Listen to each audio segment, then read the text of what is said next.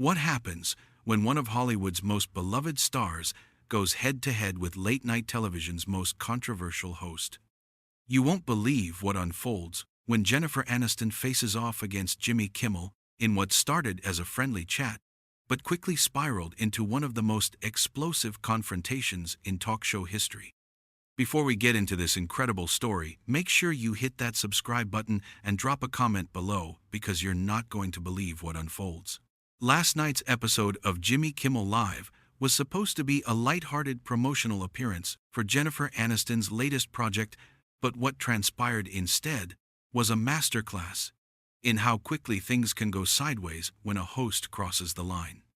The tension was palpable from the moment Aniston walked onto the stage, and by the end of the segment, she had stormed off in what can only be described as a complete breakdown of professional decorum. The trouble began almost immediately when Kimmel, known for his provocative interviewing style, decided to steer the conversation away from Aniston's career and into deeply personal territory.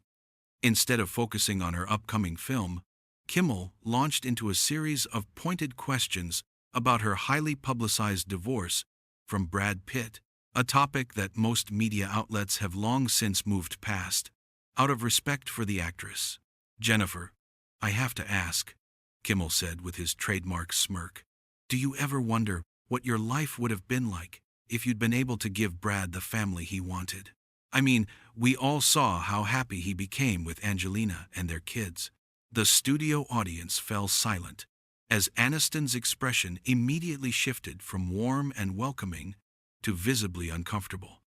Her media-trained smile faltered for just a moment before she attempted to redirect the conversation back to professional matters. "Jimmy, I'm here to talk about my new film, and I think that's what your viewers would be more interested in hearing about," she said, maintaining her composure, but with a notable edge to her voice. However, Kimmel wasn't ready to let it go. Rather than respecting her clear boundary, he doubled down with an even more invasive follow-up that left everyone in the studio stunned by its callousness. "But come on, Jennifer. You've built your whole brand around being America's sweetheart, the relatable girl next door. Don't you think your fans deserve to know the real story? I mean, here you are, pushing 50, still single, no kids. That's gotta sting a little, right?" The camera captured the exact moment Aniston's professional facade cracked. Her jaw tightened, and her hands visibly clenched in her lap as she processed what Kimmel had just said to her on national television. The audience began to shift uncomfortably in their seats, sensing that something had gone terribly wrong. "Excuse me?" Aniston said, her voice dropping to a dangerously quiet level. "Did you just suggest that my worth as a woman is determined by whether I have children?" Kimmel, apparently oblivious to the gravity of what he had unleashed, actually chuckled and leaned back in his chair. "Hey, I'm just saying what everyone's thinking. You're always playing the same characters. The unlucky in love, slightly desperate woman. Art imitating life much?" That was the moment everything exploded. Aniston's years of media training and professional restraint evaporated as she leaned forward in her chair, her voice rising with barely contained fury.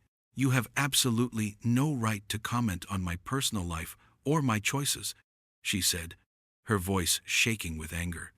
"The fact that you think it's appropriate to reduce my entire existence to my relationship status and reproductive choices shows exactly what kind of person you are."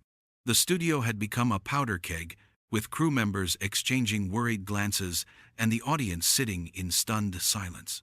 Kimmel, rather than attempting to de-escalate the situation he had created, made the fatal mistake of trying to play it off as a joke. Whoa, Jennifer. Relax. It's just late-night television. We're all friends here, right? Can't you take a little ribbing?" Those words were the final straw. Aniston stood up from her chair with such force that it rolled backward, her microphone pack still attached as she faced down the host who had just humiliated her on national television. "Friends?" she repeated, her voice dripping with disdain. "Friends don't ambush each other with personal attacks disguised as entertainment. This is exactly the kind of toxic behavior that makes this industry so hostile to women. The confrontation reached its crescendo as Aniston began pulling off her microphone, her movements sharp and deliberate. The camera operators didn't know where to point their lenses as the situation spiraled completely out of control. You know what, Jimmy? I've spent 20 years in this business dealing with people like you who think they can tear down successful women for cheap laughs. I'm done pretending this is acceptable, she declared, tossing her microphone pack onto the coffee table with a decisive thud. Kimmel, finally seeming to realize the magnitude of his mistake, attempted a weak apology. Jennifer, wait. I didn't mean, but it was too late. Aniston was already walking toward the exit, her heels clicking loudly on the stage floor as she made her dramatic departure.